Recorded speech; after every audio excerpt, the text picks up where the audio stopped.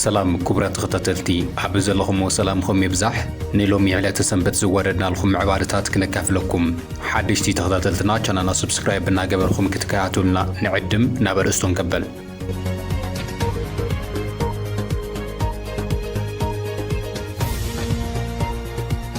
جنرال صدقان قبرتنساي أبو غربا غزي ريبورتر إنجليزية زهابو حدش تنتانياوي صحوف أزرارا بخوين غصين اللهم جنرال صدقان قبرتنساي أب مونغو إيتيبان إرتران خونات زي ترف مخانو أب زرقا غزالو تنتانياوي صحوفو عموق زبالة ملكتا زكافل اللخوينو قدا تقراي دما بقوله عن سباريغو اللهم جنرال صدقان انتايلو أب قدا إرترا زحلفو ملغت خنتايو أب زرزر بصفحات كننقروكم مينام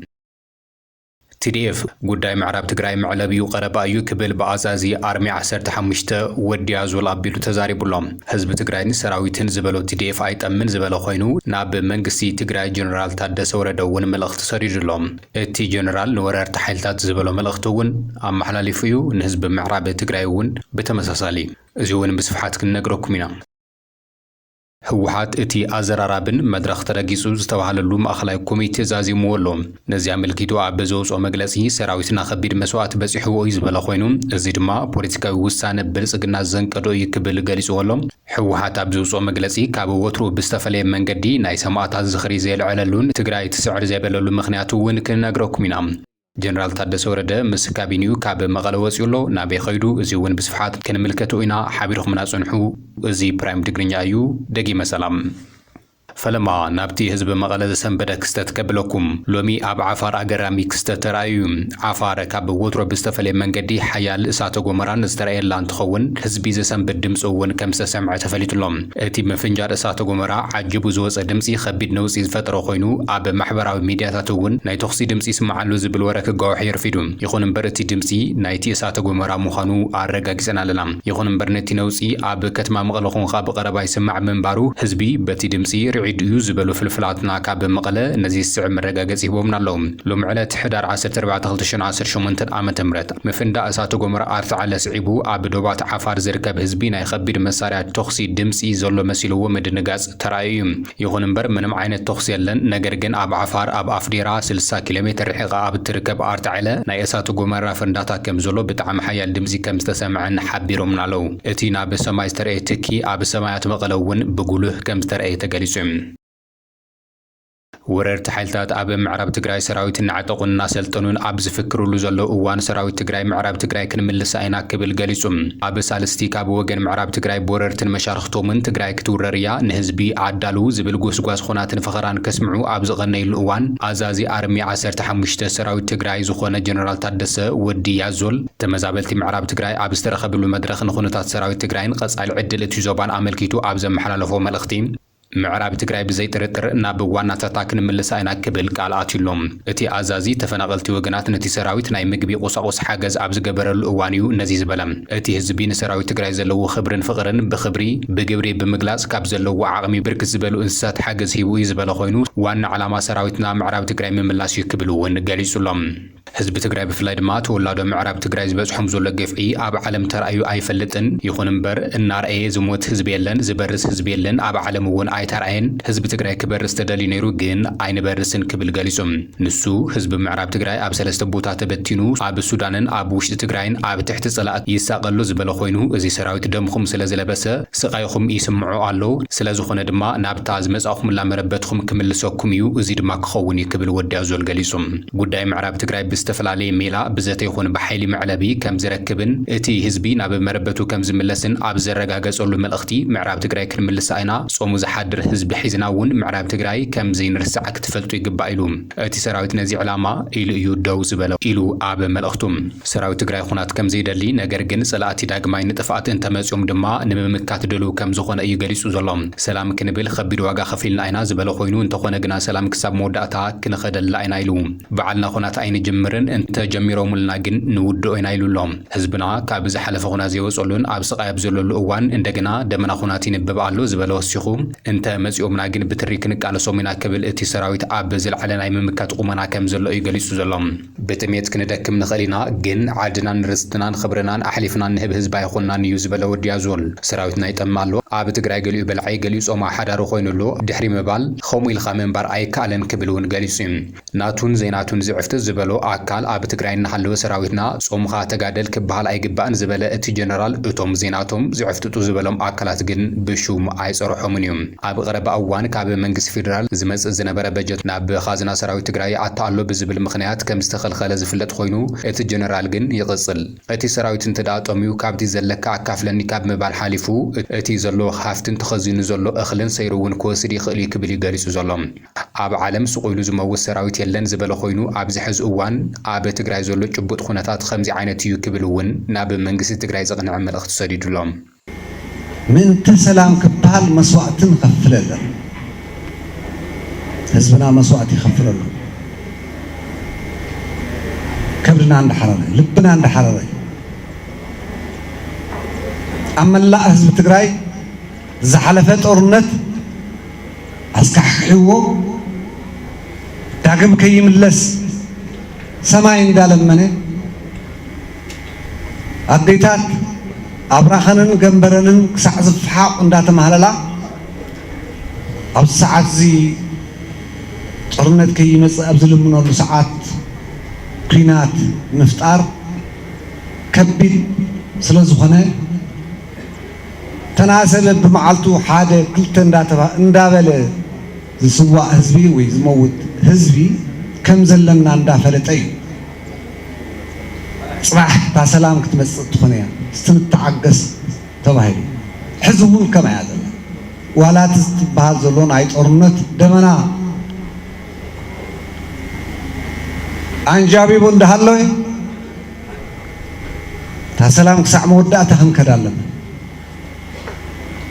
ይግብርዋ ባዕሎም ኣይ ባዕልና ክንጅምር ኢና እንድሕር ኣብይኹም እንዲየብሉና ዘለዉ ይጀምሩ ይኽእሉ ምንም ክንገብር ይኽእል ብድሕሪኡ ስዒሉ ዝሞት ህዝቢ የለን ዝበርስ ህዝቢ የለን ኣብ ዓለም እውን ኣይተረኣየን ንሶም ግን ክንበርስ እንዲዮም ዝደሊና ኣይንበርስን ንብል ምዕራብ ትግራይ ክነምፅእ ኢና ሕዚ እውን ገሊኡ በላዒ ገሊኡ ጾም ሓዳር ኣሎ ኣብ ትግራይ ከምኡ ኢልካ ምንባር ይከኣል ገሊኡ ጾሙ እንዳሓደር ገሊኡ ትርፊ ከተርፍ ናቱን ዘይናቱን ዝጉምጥጥ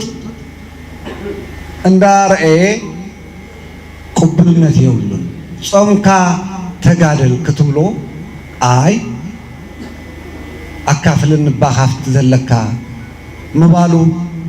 ኣይተርፍን እዚ ኣብ ዝኾነ ዓለም ዘሎ እዩ ብጥሜት ክሞተ ይኽእል ዝኾነ ህዝቢ ዝኾነ ሰራዊት ደንወሎ ካሊእ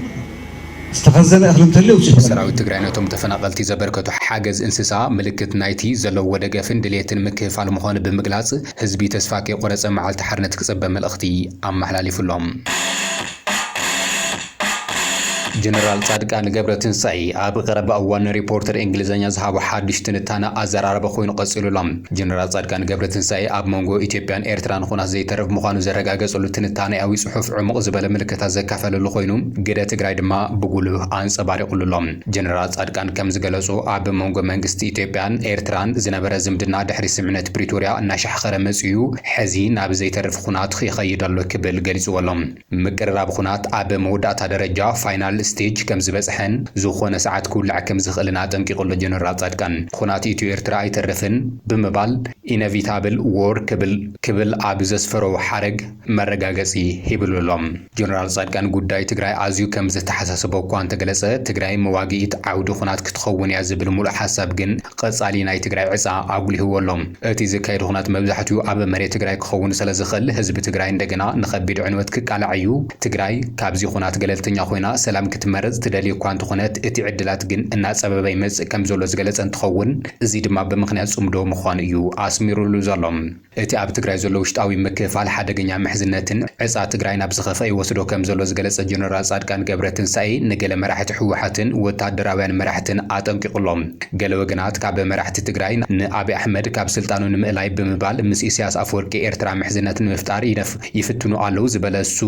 እዚ ድማ ዓብይ ጌጋ ንህዝቢ ትግራይና ሓደጋ ዘቃልዕ ምዃኑ እዩ ኣስሚሩሉ ዘሎ። ኢሳያስ ኣፈወርቂ ንትግራይ ንምጥፋእ ዝሰርሕ ሓይሊ እዩ ምስኡ ምምሕዛው ማለት የዋህነት እዩ ክብል ብትሪ ኣጠንቂቑሎም። ይኹን እምበር ጀነራል ጻድቃን ገብረትንሳኤ ህዝቢ ትግራይ ነቲ ብኢትዮጵያ ንኹናት ዘንቅዶ ዘሎ ድሌት በሪ ባሕሪ ህዝቢ ትግራይ ዘለዎ ስትራቴጂካዊ ምሕዝነት ረብሓ ቁልፊ ምዃኑ ብምግላጽ ሕቶ ህዝቢ ትግራይ ምምላስ ዝቕድም ምዃኑ ናብ ፌደራል መንግስቲ ዓብይ ነጥቢ ሰዲዱሎም። ንሱ ዓብይ ናብ ቀይሕ ባሕሪ ከካይዱ ዝኽእል ወረራ ህዝቢ ትግራይ ብምጭፍላቕን ብሓይሊ ብምስኳንን ክኸውን ኣይግባእን ብምባል ህዝቢ ትግራይ ብሓይሊ ክትስዕሮ ኣይኽእልን ህዝቢ ትግራይ ብሓይሊ ክትስዕሮ ኣይትኽእልን ኣብ ታሪክ እውን ተረኣዩ ኣይፈልጥን ክብል ኣስሚሩሎም። ስለ ዝኾነ እውን እቲ ዘሎ ብሕታዊ መማረፂ ሕቶን ግዝኣትን ትግራይ መሊስኻ ኣብ ጎንኻ ምስላፍ እዩ ወይ እውን ትግራይ ካብቲ ኩናት ገለልተኛ ምግባር ክብል እዩ ኣስፊሩ ዘሎ።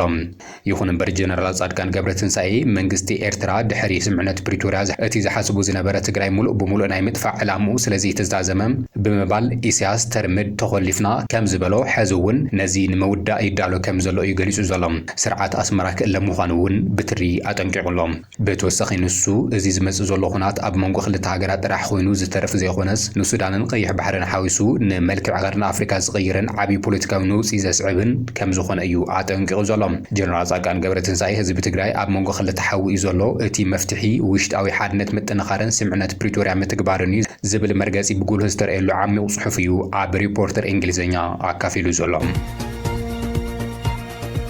እዚ ከምዚ ኢሉ እናሃለወ ኣደራደርሲ ኣካላት ስምዕነት ፕሪቶርያ ብሓደጋ ከም ዝወደቐ ተገንዚቦም ፓነል ሕብረት ኣፍሪካ ብቁልጡፍ ክጽውዑ ሕወሓት ሓቲቱሎም። ሕወሓት ኣኼባ ማእኸላይ ኮሚቴ ዝዛዘመ ኮይኑ ኣብቲ ኣኼባ ዶክተር ደብረጽዮን ገብረ ሚካኤል ኣኼባ ረጊጹ ዝተባሃለሉ ኮይኑ ኣብ መግለጺኡ ክብርን ሞገስን ሰማዕታትና ዘይብሉን ዘይተኻተተሉን ኮይኑ እውን ካብ ወትሮ ብዝተፈለየ መንገዲ እዩ እቲ መግለጺ ውፅዎ ዘሎ። እቲ ማእኸላይ ኮሚቴ ሕወሓት ካብ 8 ክሳብ 13 ሕዳር 2018 ዓ.ም ኣብ ዘካየዶ ስሩዕ ኣኼባ ኣፈጻጽማ መደባት ውሳነ መበል 14 ውድባዊ ጉባኤን ህልው ኩነታት ውሽጣዊ ኩነታት ትግራይን ኣፈጻጽማ ውዕሊ ፕሪቶርያን ዞባ ቀርኒ ኣፍሪካን መሰረት ገይሩ ከም ዘተየ ኣብ ዕላዊ ገጹ እዩ ኣፍሊጡ ዘሎ። ኣደራደርቲ ፓነል ሕብረት ኣፍሪካ ስምዕነት ፕሪቶርያ ንኽፍረምን ኣወንታዊ እጃም ዝተዋጽኡ ሃገራትን ዓለም ለኻዊ ኣህጉራትን ትካላትን ስምዕነት ፕሪቶርያ ካብ ዝኾነ እዋን ንላዕሊ ኣብ ሓደጋ ከም ዝወድቐ ክግንዘቡ ኣተሓሳሲቡ እዮም። ኣደራደርቲ ኣካላት ፓነል ሕብረት ኣፍሪካ ብቕልጡፍ ክጽውዓን ዛጊድ ዘሎ ኣፈጻጽማ እቲ ስምዕነት ዝምዕብል ዘሎ ሓደጋ ኩናትን ንክግምግም ጽዑንቶ ክገብሩ ዝጸውዐ እቲ ማእኸላይ ኮሚቴ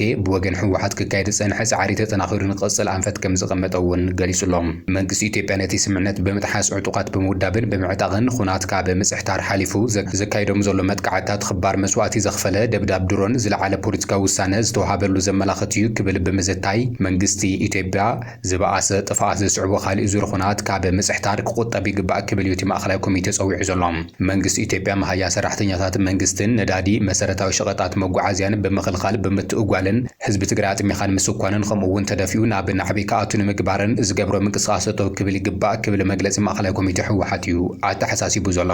መንግስቲ ኢትዮጵያ ብመሰረት ስምዕነት ምስ ሕወሓትን ግዝያዊ ምምሕዳር ትግራይን ተዋዲዱ ግቡእ ክፍጽም ምዕራብ ትግራይ ብሓይሊ ወሪሮም ዝሓዙ ዕጡቓት ስፈርትን ካብ ሕገ መንግስታዊ ሉዓላውነት ግዝኣት ትግራይ ክወፁ ብምግባርን እቲ ብሄራዊ መንነቱ ክቕይር ዝግደድ ዘሎ ህዝብን ሓራ ክወፅን ዝተመዛበለን ዝተሰደደን ህዝቢ ናብ መረበቱ ክምለስን ግቡእ ክዋፅእ ጻውዒት ተቕሪቡሎም። ማሕበረሰብ ዓለም ነቲ ኣብ ዞባና ኣድበድሚኑ ዘሎ ኩናት ሳዕቤኑ ኣብ ዞባ ዝውሰን ከም ዝኾነ ተረዲኡ ኣማዕድዩ ክርእዮ የብሉን ዝበለ እቲ መግለጺ ብኣግኡ ንምእላይ ግን ግቡእ ጸቕጢ ክገብር ይግባእ ክብል ኣተሓሳሲቡ።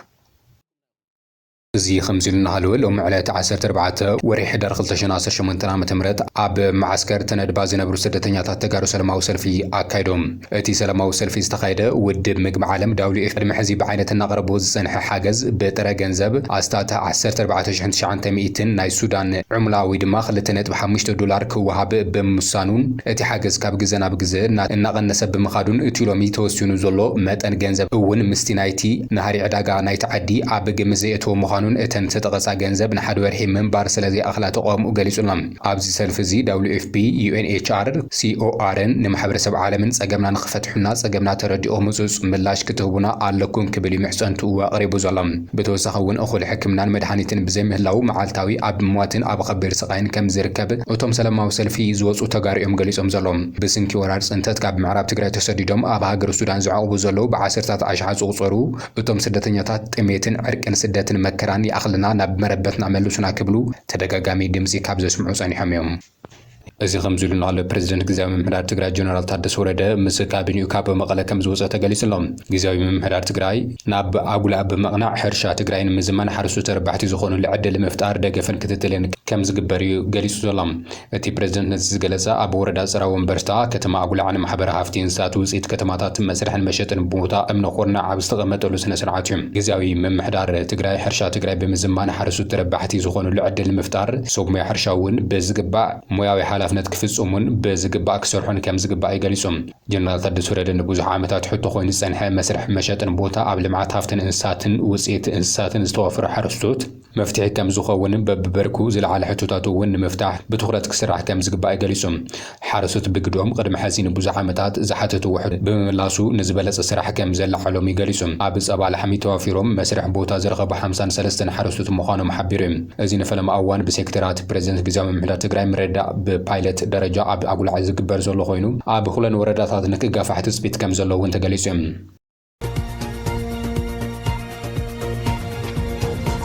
ባርኸስ ክብራትን ክብራንን ሎም ዕለተ ሰንበት ናባኹም ዘበልናዮም ኣገደሲ ምዕባለታት ነዚኦም ይመስሉ ነይሮም ስለ ዝተኸታተልኹምና ዜና ነመስግን ቻናልና ሰብስክራይብ እናግበርኩም ቤተሰብ ክትኾኑ ድማ ንዕድመኩም